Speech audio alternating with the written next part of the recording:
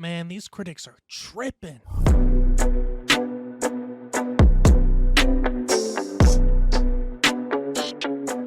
What's good? You see the title. I'm gonna try to make this spoiler free. This is a review for The Eternals.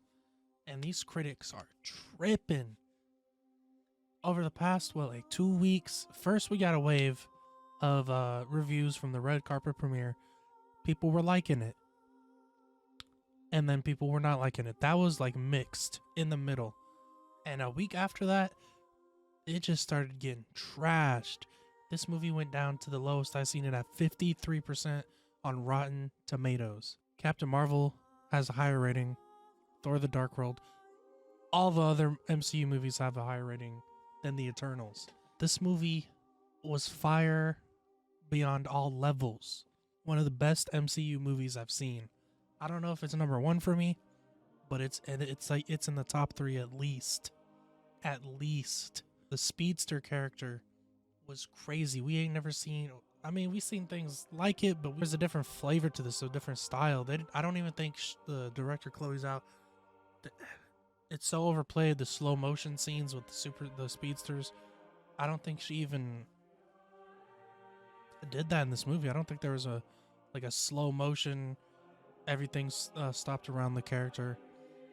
She was going hard. She was fighting certain characters with such speed and ferocity. She was going hard, zipping around the screen, knocking fools down, showing what her power really is. She was going around the world in seconds, looking for certain things, searching the entire planet, and we saw the visual of it.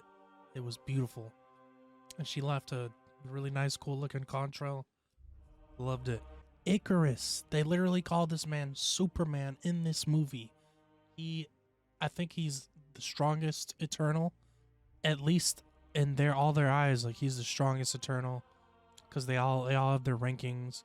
One of them's like the smart one, one's influential, one is like loving and caring, and you get to see every character utilize their specialties to the max. All these Eternals, their powers are grand. They don't really hold back when they're using their powers because they're fighting the deviants. And there was so much emotion between these characters, between Angelina Jolie's character, between I don't remember all their names, but there was a certain character that could like control people's minds. Between him, between the character Dane and Cersei, Icarus and Cersei. Literally every character had emotional scenes, emotional weight, reasons to save what they loved, and emotional weight for them as a family, for the Eternals themselves together. It was beautiful. Not a lot of MCU movies have this much emotional weight on the entire movie with every single character. That was pretty impressive. And this movie has stakes, not only for the humans, not only for the Eternals, but for the universe. And in my opinion, what they did in this movie with the Celestials, that's big. That's a big weight to just drop, to just say this is how this has always been. This is what they do. This is what they're doing. And by the end of the movie, that Celestial's voice was so deep and ominous. The things that were said by the end of the movie, shit. I can see we working towards something big. And this movie was big. This movie felt like we built up to like this movie was crazy. What the script was doing with the Celestials, that was crazy. That was huge. And those post-credit scenes, fuck. My theater like gasped. That first credit scene, it was sold out, damn near sold out. Probably like 30 seats left in like a 600 seat theater.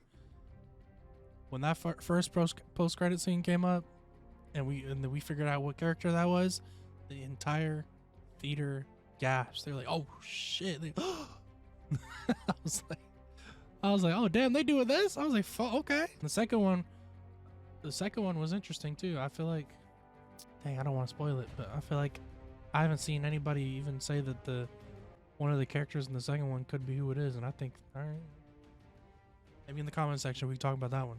But yeah, man, the fighting was on point. The directing with the choreography, especially Angelina Jolie, she does a lot of twirling and dope shit with her.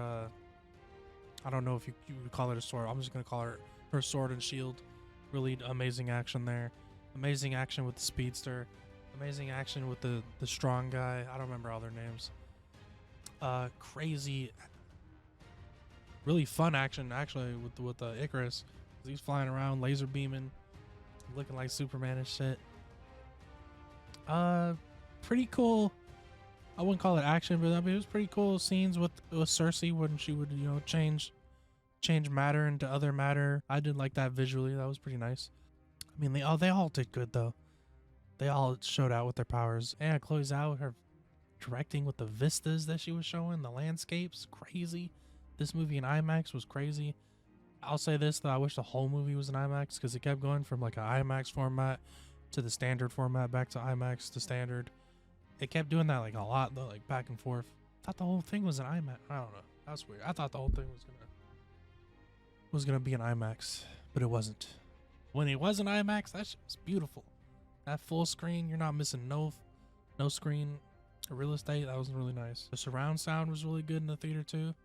But yeah, once we talk spoilers, we can really dive deep into the Celestials and the Eternals and what's coming after, how I feel about what was before, and those post-credit scenes, of course.